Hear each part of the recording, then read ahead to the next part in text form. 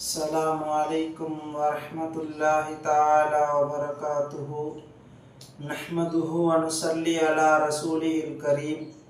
أما بعد فقد قال الله تعالى في القرآن العظيم وفي القرآن المجيد بعد أعوذ بالله من الشيطان الرجيم بفضل بسم الله الرحمن الرحيم. رجال لا تلهيهم تجارة ولا بيع عن ذكر الله إلى آخر الآية. صدق الله العليم. وقال نبينا محمد صلى الله عليه وسلم من تصدق بعدل تمرة من كسب طيب إلى آخر الحديث. رواه البخاري أو قال كما عليه الصلاة والسلام. எல்லா புகழும் புகழ்ச்சியும் அல்லாஹ் ஒருவனுக்கே சொந்தம். இறை சாந்தியும் சமாதானமும் நம் ஈருலகத் தலைவர் முஹம்மது நபி ஸல்லல்லாஹு அலைஹி வஸல்லம் அவர்கள் மீதும் அன்னாரின் குடும்பத்தார்கள் மீதும் அன்னாரின் அடிச்சுவடுகளை பின்பற்றி வாழ்ந்த உத்தம சத்திய சஹாபாக்கள், தாபியீன்கள், தபா தாபியீன்கள், நாதாக்கள், சுஹதாக்கள், அவுலியாக்கள் மற்றும் இந்த காணொளியின் மூலம் உலகமெங்கிலிருந்தும் கண்டு கொண்டிருக்கின்ற நம் அனைவரின் மீது உண்டாகுவதாக. ஆமீன். இந்த இஸ்லாமிய உபதேசங்கள் என்ற தளத்தின் மூலம் ஒவ்வொரு நாளும் ஒவ்வொரு நல்ல உபதேசங்களை கேட்டு வருகின்றோம். அல்ஹம்துலில்லாஹ். இந்த உபதேசங்களை வெறும் செவிவழிகளால் மட்டும் எடுத்து செல்லாமல் நம் வாழ்க்கையில் எடுத்து அதன்படி அமல் செய்வதற்கு வல்ல ரஹ்மான் அல்லாஹ் எனக்கும் உங்களுக்கும் தௌஃபீக் செய்வானாக என்ற அழகான துவாக்களோடு என்னுடைய இந்த சிற்றுரையை ஆரம்பம் செய்கின்றேன். இன்றைய தலைப்பாக உபதேசமாக நாம் பார்ப்பது இஸ்லாம் கூறும் வணிகம் என்ற தலைப்பின் கீழ் பார்க்க இருக்கின்றோம். இந்த வணிகம் என்பது அது எவ்வளவு முக்கியத்துவம் வாய்ந்தது, வணிகம் செய்யக்கூடியவர்கள் எப்படி இருக்க வேண்டும் என்பதை பற்றியெல்லாம் ஒரு அழகான உபதேசமாக இன்றைய உபதேசத்தில் நாம் பார்க்க இருக்கின்றோம். ஒரு நல்ல நாடு, ஒரு வல்லரசு நாடு என்று ஒரு நாட்டை நாம் சுட்டி காட்ட வேண்டும் என்றால் அந்த நாட்டிலே 3 விதமான துறைகள் உயர்ந்த நிலையில் இருக்க வேண்டும். ஒரு அழகான நாடு, ஒரு அழகான கண்ட்ரி என்று சொல்ல வேண்டும் என்றால் அந்த நாட்டிலே 3 துறைகள் அது மேல் நோக்கி அது உயர்வாக இருக்க வேண்டும். அதில் முதலாவது துறை சுகாதாரத்துறை. சுகாதாரம் என்பது ஒரு நாட்டிற்கு மிக மிக முக்கியமானது. ஒரு நாடு அழகாக வேண்டும் என்றால், உயர வேண்டும் என்றால் சுகாதாரத்தில் அந்த நாடு உயர்ந்ததாக இருக்க வேண்டும். இரண்டாவது பொருளாதாரம். பொருளாதாரத்திலே அந்த நாடு உயர்ந்ததாக இருந்தால்தான் அந்த நாட்டினுடைய மதிப்பு பன்மடங்காக உயரும். மூன்றாவது கல்வி உயர்வாக இருந்தால்தான் அந்த நாட்டினுடைய எல்லா விதமான விஷயங்களுமே உயர்வாக இருக்கும்.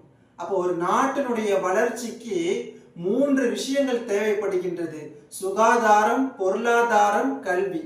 இந்த 3மே ஒரு நாட்டினுடைய அடிப்படையாக இருந்தால்தான், ஒரு நாட்டிலே உயர்வாக இருந்தால்தான் அந்த நாடு மிக அழகான நாடாக இயங்கக்கூடியதாக இருக்கிறது. எனவே இந்த 3ல் இரண்டாவது பொருளாதாரம். இந்த பொருளாதாரம் என்பது நாம் வணிகம் செய்யும் பொழுது, தொழில்கள் செய்யும் பொழுது நமக்கு கிடைக்கின்றது. இந்த பொருளாதாரம் மூலமாகத்தான் ஒரு மனிதன் தன்னுடைய குடும்ப வாழ்க்கையையும் சமூக வாழ்க்கையையும் அழகான முறையிலே, சீரான முறையிலே இயக்க முடிகின்றது. எனவே இந்த பொருளாதாரம் என்பது மிக மிக முக்கியமான ஒன்று. அதிலும் இந்த வியாபாரிகள், கொடுக்கல் வாங்கல் செய்யக்கூடியவர்கள் எப்படி இருக்க வேண்டும்? இந்த இஸ்லாம் எல்லாவற்றிற்கும் ஒவ்வொரு விதிகளை, ஒவ்வொரு விதமான அணுகுமுறைகளை இந்த இஸ்லாம் சொல்லி தந்திருக்கின்றது. தொழ வேண்டுமா, இப்படி தொழ வேண்டும்; வியாபாரம் செய்ய வேண்டுமா, எப்படி வியாபாரம் செய்யணும் என்று எல்லா விதமான துறைகளிலும் எல்லா விதமான விஷயங்களையும் இந்த மனிதர்களுக்கு இந்த இஸ்லாம் போதித்திருக்கின்றது. இந்த மதத்திலே போதிக்கப்பட்டதை போன்று எந்த ஒரு மார்க்கத்திலும் போதிக்கப்படவில்லை. சரி, வணிகம் செய்பவர்கள் எப்படி இருக்கணும்? இந்த விஷயங்கள் 3 விதமான விஷயங்கள் இருக்கிறது. அந்த மூன்று தன்மைகளும் வணிகம் செய்யக்கூடியவர்களிடத்திலும் முதலாளிகளிடத்திலும் இருக்க வேண்டும், தொழிலாளிகளிடத்திலும் இருக்க வேண்டும். இந்த மூன்று விதமான தன்மைகள் இருக்க வேண்டும். தொழிலாளிகளிடத்தில் இந்த மூன்று தன்மைகள் இருந்ததென்றால் அவர் கூடிய விரைவில் முதலாளியா ஆக போறாருன்னு அர்த்தம். முதலாளிகளிடத்துல இந்த தன்மைகள் இருந்தால் அவர் அடுத்த ஸ்டேஜுக்கு, தன்னுடைய வியாபாரத்தை, தன்னுடைய வணிகத்திலே அடுத்த ஸ்டேஜுக்கு, அடுத்த நிலைக்கு அவர் உயர்த்துகின்றார் என்று பொருள். சரி, இந்த மூன்று தன்மைகள் நம்முடைய வாழ்க்கையில வர வேண்டிய ஒன்று. முதலாவது லிசானுன் நகியும், நம்முடைய நாவை தூய்மையாக வைத்துக் கொள்ள வேண்டும். தூய்மையான நாவு. நம்முடைய நாவிலே எந்த விதமான பொய்களும், எந்த விதமான வார்த்தைகளும், தவறான வார்த்தைகளும், சத்தியங்களும் செய்யக்கூடாது. ஒரு பொருள் வாங்க வராங்களா, அவங்க இடத்துல அந்த பொருளினுடைய உண்மை தன்மையை சொல்லி விற்க வேண்டும். அந்த பொருளினுடைய உண்மையான நிலைவரத்தை சொல்ல வேண்டும். அதை விட்டு பொய்களை சொல்லி அல்லது அவர்களை ஏமாற்றி அல்லது அவர்களை வார்த்தை ஜாலங்களால் அந்த பொருள்களை வாங்குவதற்கு நாம் வழிவகுக்க கூடாது. ஒரு பொருளினுடைய உண்மையான தன்மையை சொல்லணும். ஒரு பொருளினுடைய கெப்பாசிட்டியை நாம் சொல்லி விற்க வேண்டும். அதை விட்டு இது நல்ல பொருளுங்கன்னு சத்தியம்லாம் செய்யக்கூடாது. பொய் சத்தியங்கள் செய்து விற்கக்கூடிய அந்த வியாபாரத்திலே எந்த விதமான பறக்கத்துகளும் இருக்காது. அதனால நம்முடைய வியாபாரம் பறக்கத்தா இருக்கணுமா, நம்முடைய வியாபாரம் நஷ்டம் இல்லாம இருக்கணுமா, பொய் சத்தியங்களை செய்யாதீங்க, பொய் சொல்லி விற்காதீர்கள். வியாபாரம் நடக்கக்கூடிய இடங்களிலே வீண் பேச்சுகளையும் வீண் விளையாட்டுகளிலும் ஈடுபடாதீர்கள். உங்களுடைய வியாபாரங்கள் பறக்கத்தாக இருக்கும். சரி, வணிகர்கள் கவனிக்க வேண்டிய முதல் விஷயம், தன்னுடைய நாவை பரிசுத்தமாக வைத்துக் கொள்ள வேண்டும். எந்த விதமான பொய்களும் பாவங்களும் பேசாத நம்முடைய நாவாக இருக்க வேண்டும். இது முதல் விஷயம். இரண்டாவது கல்புன் சாஃபுன், நல்ல தூய்மையான உள்ளம் இருக்க வேண்டும். ஒரு வணிகம் செய்யக்கூடியவரிடத்துல, ஒரு முதலாளிகளிடத்துல, ஒரு தொழிலாளி இடத்துல இருக்க வேண்டிய இரண்டாவது தன்மை தூய்மையான உள்ளம் இருக்க வேண்டும். யாரும் ஏமாற்றணுன்றதுக்காக நம்ம வியாபாரம் செய்யக்கூடாது. மன்கஷ பலைச மின்னா, யார் ஏமாற்றுவாரோ அவர் நம்மை சார்ந்தவர் அல்ல. அதே போல யாரை பார்த்தும் பொறாமப்படக்கூடாது. எதிர்த்தாப்புல ஒரு கடை ஒன்று ஓபன் பண்ணிட்டாங்கன்னா இவருக்கு பொறுக்க மாட்டேங்குது. ஒரு கடை நம்ம ஓபன் பண்ணியிருக்கோம்னா எதிர்த்தாப்புல இன்னொரு கடைன்னா இந்த முதல்ல உள்ள கடையில உள்ள நபருக்கு பிடிக்க மாட்டேங்குது ரெண்டாவது உள்ளவரை. மூணாவது ஒரு கடை திறந்துட்டாங்கன்னா ரெண்டு பேருக்குமே அவங்கள பிடிக்க மாட்டேங்குது மூணாவது நபரை. இத மாதிரி கடைகள் வளர வளர என்ன ஆகுதுன்னு கேட்டாக்க பகைமைகள் வளர்ந்து கொண்டிருக்கு, ஒரு பொறாமைகள் வளர்ந்து கொண்டிருக்கிறது. என்றைக்கும் யாரையும் பார்த்து நாம் பொறாமை கொள்ளக்கூடாது. அது வியாபாரமாக இருந்தாலும் சரி. வியாபாரத்துல கூட இவரெல்லாம் வளர்ந்து வராரு, நம்மளால இன்னும் வளர முடியலையே, இவருடைய பிசினஸ் எல்லாம் நல்லா டெவலப் ஆகுது, நம்ம இடத்துல டெவலப்மெண்ட்ஸ் இல்லையே என்று நாம் கவலைப்படுவதோ பொறாமைப்படுவதோ இந்த இஸ்லாத்தில் தடை செய்யப்பட்டிருக்கிறது. யாரை பார்த்தும் பொறாமைப்படக்கூடாது. அல்லாஹ் அவருக்கு தர வேண்டும் என்று நாடு இருக்கின்றான், தந்திருக்கின்றான். அதே அவருக்கு தந்த அதே அல்லாஹ் நமக்கும் தருவான் என்கின்ற அந்த நீயத்து தான் இருக்கணுமே ஒழிய அவரெல்லாம் வளர்ந்து வந்துட்டாரு நம்மளால வளர முடியலையே அப்படின்ற அந்த பொறாமை உணர்வு, அந்த காழ்ப்புணர்ச்சி நம்மிடத்துல இருக்கக்கூடாது. சரி, வணிகரிடத்துல இருக்கக்கூடாத இரண்டாவது தன்மை, யாரை பார்த்தும் பொறாமை கொள்ளக்கூடாது. நம்முடைய உள்ளம் பரிசுத்தமாக இருக்க வேண்டும். இது இரண்டாவது. மூன்றாவது நஃப்சுன், நம்முடைய மனதை முஹாஃபலத்துன் பாதுகாக்கக்கூடிய நஃப்ஸாக இருக்க வேண்டும். நம்முடைய நஃப்ஸை பாதுகாப்பாக வைத்துக் கொள்ள வேண்டும்.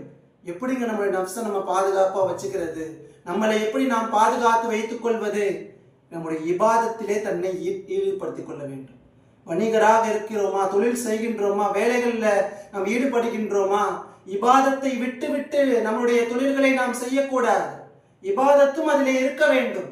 இபாதத்திலும் நாம் சேர்ந்து நம்முடைய தொழில்கள் இருக்க வேண்டும். சில பேர்லாம் பாத்தீங்கன்னா ஜும்மா அன்னைக்கு கூட வியாபாரம் வச்சுக்கிட்டு இருக்கிறாங்க. ஜும்மா அன்று வியாபாரம் செய்யாதீர்கள்.